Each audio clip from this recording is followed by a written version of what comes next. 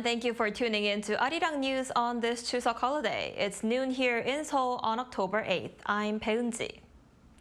The European Union is moving to double tariffs on imported steel while slashing duty-free quotas.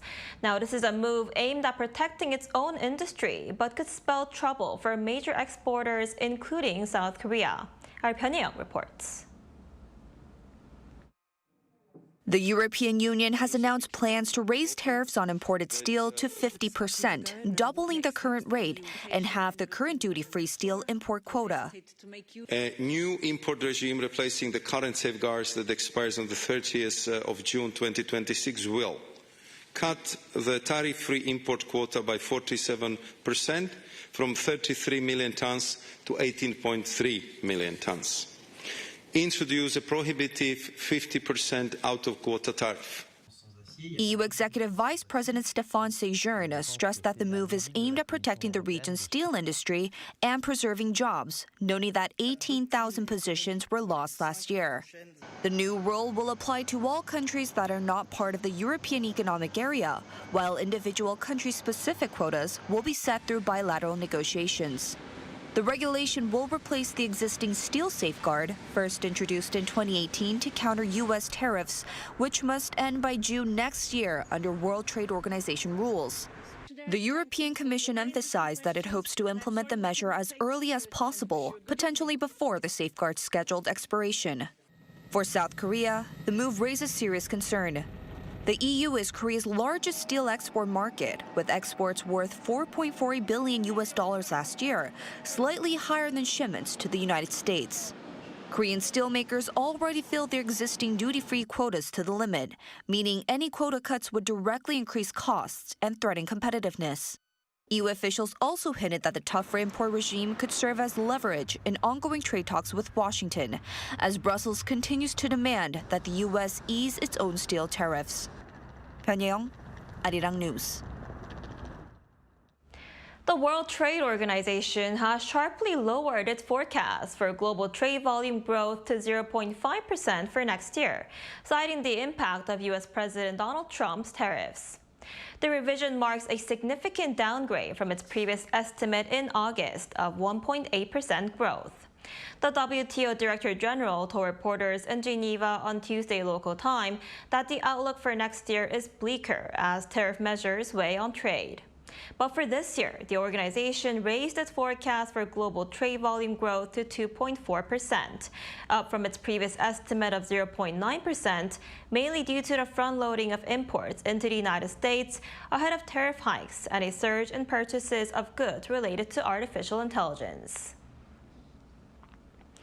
Meanwhile, a senior Pentagon official has said that South Korea's defense capabilities could help deter China, while highlighting that the U.S. defense strategy should focus on addressing the military threat posed by the Asian superpower.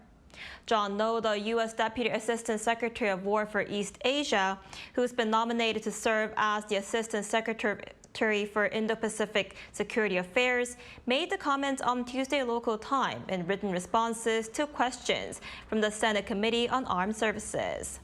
Those said while South Korea should focus primarily on leading Seoul and Washington's conventional deterrence against North Korea, many of its capabilities could also contribute to deterring China. He specifically pointed to long-range fires, integrated air and missile defense, space, and electronic warfare capabilities as areas that could have a meaningful impact. His comments come amid reports that the Trump administration's forthcoming national defense strategy will focus more on homeland defense rather than countering China. And this year's Nobel Prize in Physics has been awarded to 3 U.S.-based scientists for their work on quantum mechanics. John Clerk, Michel Devereux, and John Martinis won the prize for their groundbreaking discoveries on quantum tunneling, that is advancing digital technology. The Nobel Committee praised the laureates, saying there is no advanced technology used today that does not rely on quantum mechanics, including mobile phones, cameras, and fiber optic cables. The 3 winners will share prize money of 11 million Swedish kroner, or about $1 million. On the cultural front, South Korea's Jeollanam-do Province is hosting the first international Sumuk Biennale, showcasing the traditional East Asian art form. Our Cha Young tells us more. The International Sumuk Biennale is being held in the city of Mokpo and counties of Jindo and Haenam in Jeollanam-do Province until the end of October. Sumuk is a traditional East Asian art form that uses shades of black ink on absorbent surfaces.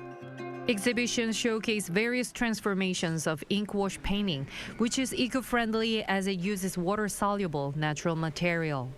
And Jeollanam-do Province is also opening an exhibition hall to promote Sumuk all over the world. The province will invest 42 billion Korean won, around $30 million into building a Sumuk Art Center. The center will be open in 2028 in Mokpo. Sumuk expresses the universe with the beauty of Korea. Sumuk is the next leader of K-content. Jeollanam-do Province will lead the way.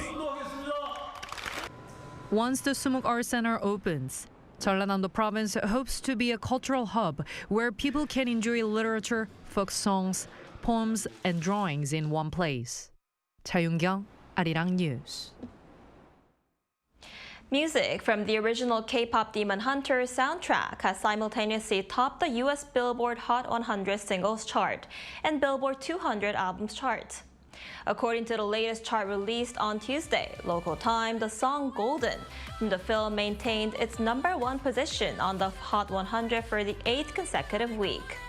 The K-pop Demon Hunters OST album also climbed up a spot from the previous week to reclaim the top position on the Billboard 200 for the second time overall.